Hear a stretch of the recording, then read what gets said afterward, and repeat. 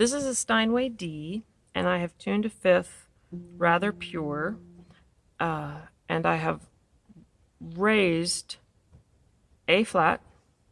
I raised A flat, and I raised this A flat a little, not as much. You know, they're not exactly in tune, but what I've done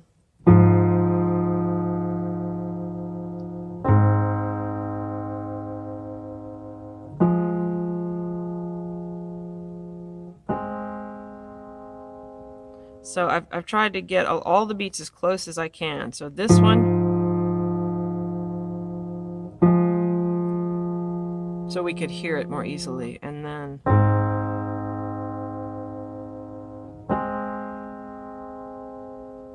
so here is the first coincident partial.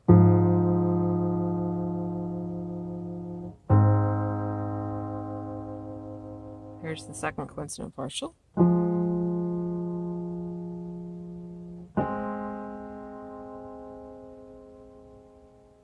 And I'm going to pause this and tune it. So I've lowered my A flat back to where I think it should be, and I've lowered C, but not much. So here is the first coincident partial.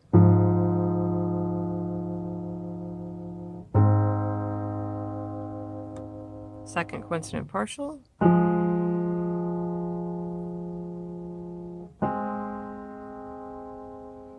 Now I'm going to explore the fifth. First I'm going to play this. Let's see.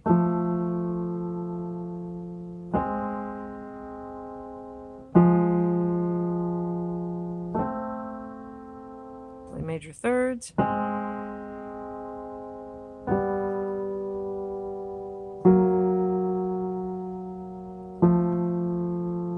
Listen to the fourths.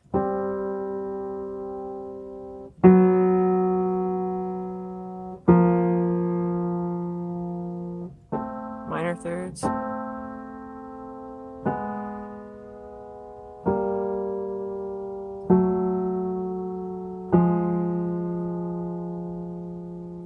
And we're going to compare this now to my Sohmer.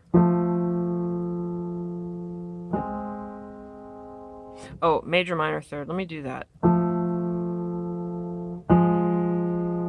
me do that again.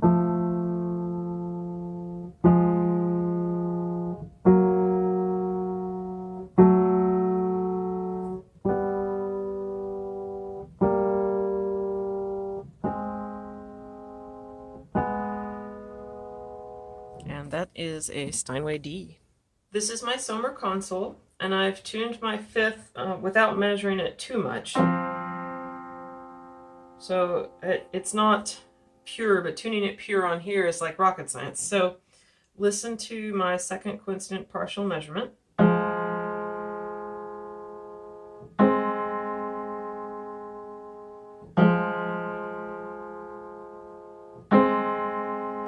I tried to get this as equal beating as I could without this sounding bad. I know that seems weird, but I'll explain in a minute. And I did raise A flat, so it's not in tune. Just so this would be easier to hear. Now listening to this one.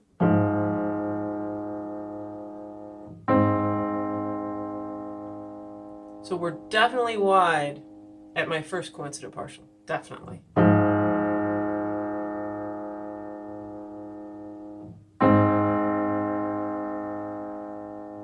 Now I'm going to compare this to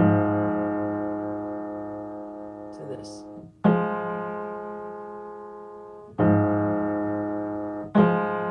Now I'm going to compare this to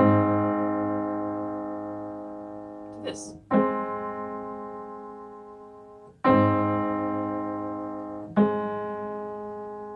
So what I have is a close to pure second coincident partial, but I'm wide at the first. Now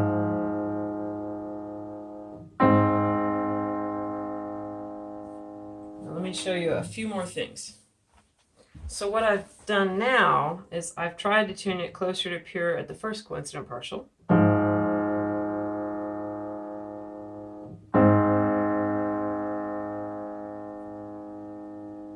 And then listen to this.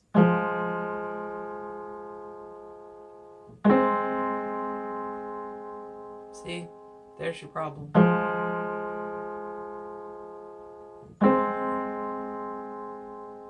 See how slow that is?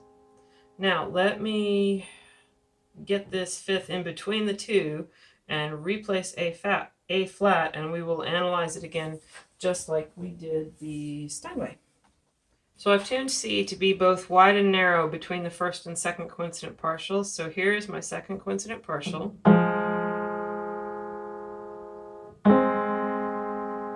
Definitely narrow.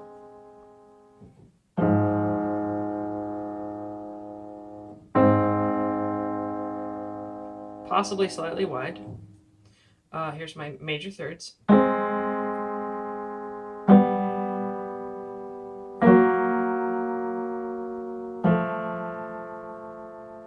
Here's the lower and upper.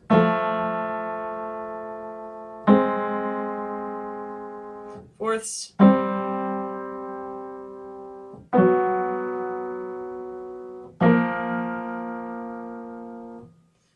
Minor thirds. Do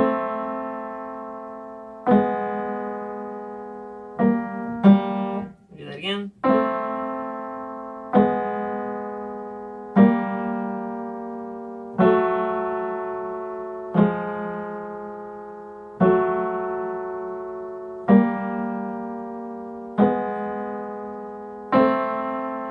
want to hear major thirds one more time.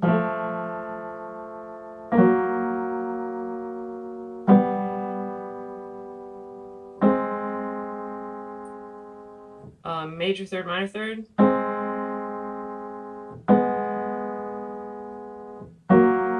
Excuse me.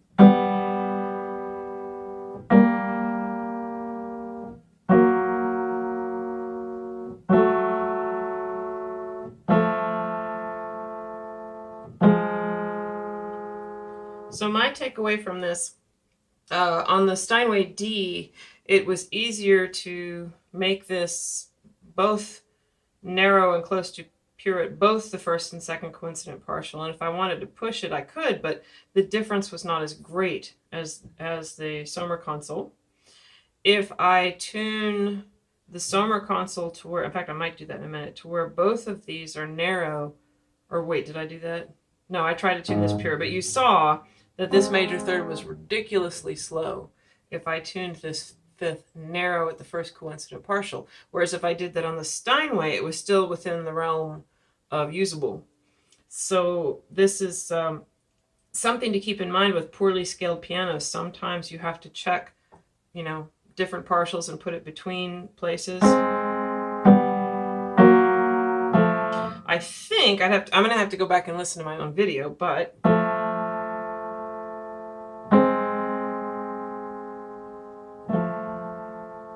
I think there's a bigger difference between this major third and this one as compared to the Steinway, but we'll know when I put the videos together. I think, and I did this on the other video too.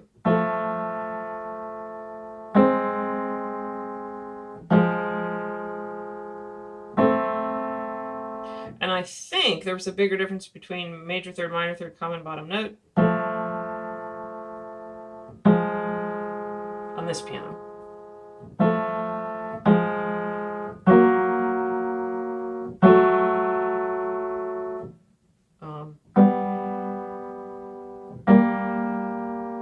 That one's not as big.